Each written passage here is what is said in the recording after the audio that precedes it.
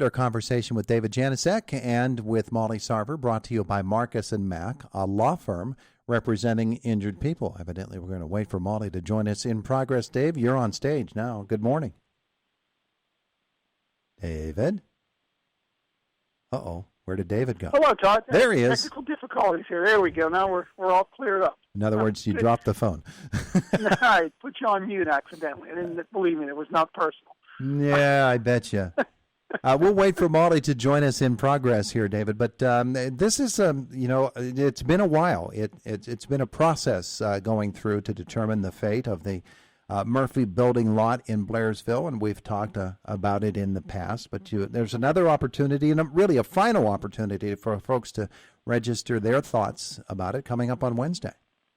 That's correct. Due to conditions, it'll be, once again, a Zoom meeting.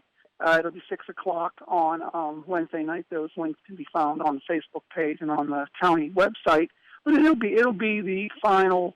When I say final, people will still have an opportunity at some point in the future, as they always do, to give their opinions and their input. But this will be the final, public meeting in this part of the process to kind of get that community feedback, that community input, and an opportunity to take a look at where the community input at this point has gotten the group. So we plan on having some plans to share to kind of show this is what we think the community wants the lot to look like. Oh, very tantalizing. Molly Sarver is on the line with us now. Molly, good morning to you. Good morning. It's good to have you with us here today as we talk about this Blairsville building lot. I was telling David it's been a process, but it's gone pretty well, hasn't it? Yes, I think so. Yeah, absolutely. So you've had a chance to look at some of the ideas that have come through and some plans. Are there particular aspects of this whole process or of what people have said about the fate of this Murphy's Building lot that are especially attractive to you? Yes.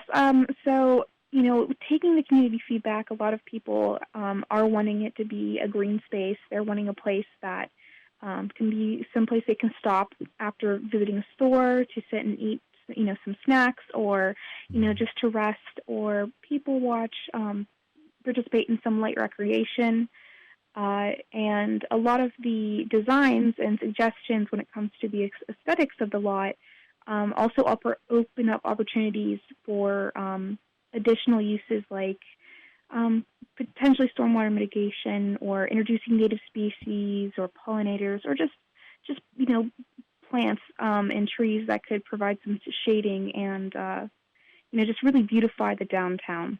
It's interesting you say that because we've known all along that because of that 7-year restriction that was attached to some of the grant money to help tear the Murphy Building down, that there is a requirement that it remain a green space for the next 7 years. But from what I'm hearing from you, maybe people are thinking that can just not be a short term. That could be the long term use of the land. Yes, that's right. It seems that most people would prefer that, even if other uses are also incorporated into the lot, that at least in some way it remains some sort of community green space. Mm-hmm. And I think that in the current situation that Blairsville is in, I think that's a good decision for the community, because when you leave a lot a green space, that leaves it open to other opportunities further down the line. You're not developing it and limiting its possibilities. Mm-hmm. So in the meantime, while we focus our attention on, or the Blairsville community focuses attention on other buildings and properties, and also rehabilitating or getting them filled with businesses. In the long term, that would still leave that lot available should the community change its mind. But in the meantime, in the short term and long term, it can serve this beautiful purpose and enhance the already existing character and already existing buildings in the downtown. David, if you could take us through where the lot is. Maybe people who aren't familiar with downtown Blairsville, my parents both grew up working for their entire lives in Blairsville, so I'm very familiar with it. But take us through where the lot is within Blairsville Borough, what surrounds it, and why you feel that people are saying, let's make this a green space and turn it into a real advantage for Blairsville. Right, Todd. Excuse me, Todd. Right, it's nicely located, I think, and it adds a lot to the design. Smack dab right in the middle of Blairsville on Stewart and Market Street there. So the interesting thing, the buildings that surround it is kind of save the best for last in the morning if you're getting your stomach growls at this point. So across the street is the First Commonwealth Bank.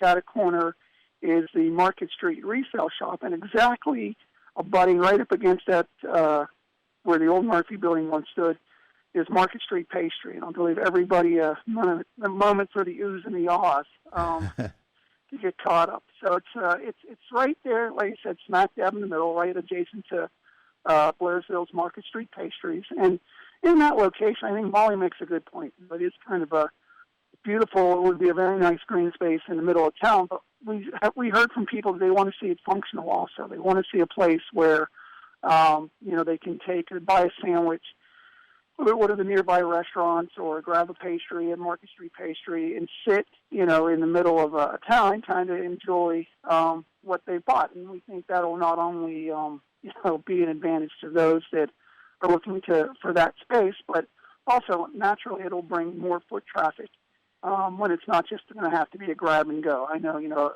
right next, so on the opposite side of that lot are two new restaurants that just moved in, to Blairsville. Barton's Cafe and Green with Envy.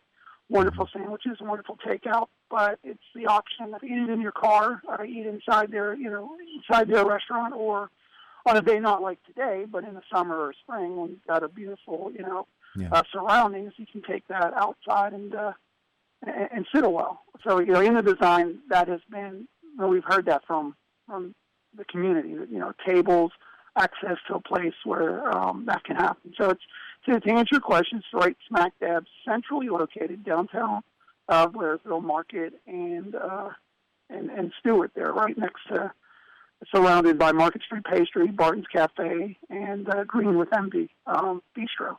There is going to be a meeting coming up on Wednesday, 6 p.m., and it's a Zoom meeting, and the link is actually with our story on our website, but of course at both of your websites as well, with the meeting ID and the link, so it's easy to get to this meeting virtually.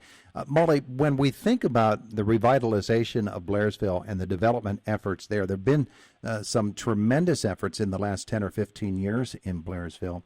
And what I really focus upon when I think of it is the idea of the trails in Blairsville and how they have the potential to really bring in people to the town as they roll through there. And there have been efforts to link those trails up, the Hoodlebug, the Ghost Town, and the West Penn Trail, and to varying degrees of success. But this would be another step, wouldn't it, in that process of bringing people into town using trails? Well, so even though the lot itself isn't, directly connected to a trail, I would argue that, anything that would make room for foot traffic in Blairsville, any place that people can rest, if they're coming out of that trail system and they're just looking for a place to really engage the downtown as they pass through, I would say that that's only a benefit. You want things that help distinguish different towns from each other and, honor the character of those towns, while also becoming part of this system. And I would like to take the opportunity to say, you pointed out so much has happened in Blairsville over the last decade or more. And, arguably it's all those changes that have happened in Blairsville, because I am from Blairsville, Blacklick Township originally, and it was those changes that inspired me to enter my profession, and are arguably the reason that I am still in Indiana County working. So outside of just attracting, people for the sake of tourism, I think that a lot of these investments, do change the way that people in Blairsville perceive their town, and, arguably could help with population retention as well. We may never know how much of a change it might have been had people been able to come out and to spend an evening at a public meeting talking about things back and forth. And so the success of the Zoom links and holding it by Zoom might not be able to be measured, but how have you felt about it? Are you happy with the number of people that have been able to attend via Zoom? Yes, I think that the number of people who've attended via Zoom, whether they actively contribute and speak or whether they just listen in, I'm rather pleased with that. And there's the potential that more people are joining through Zoom because they feel more comfortable just listening in that way rather than turning out physically. Though I do think that usually it's easier to communicate different ideas and get energized about an idea when it is in person. So given the circumstances, I think that, it's gone very well.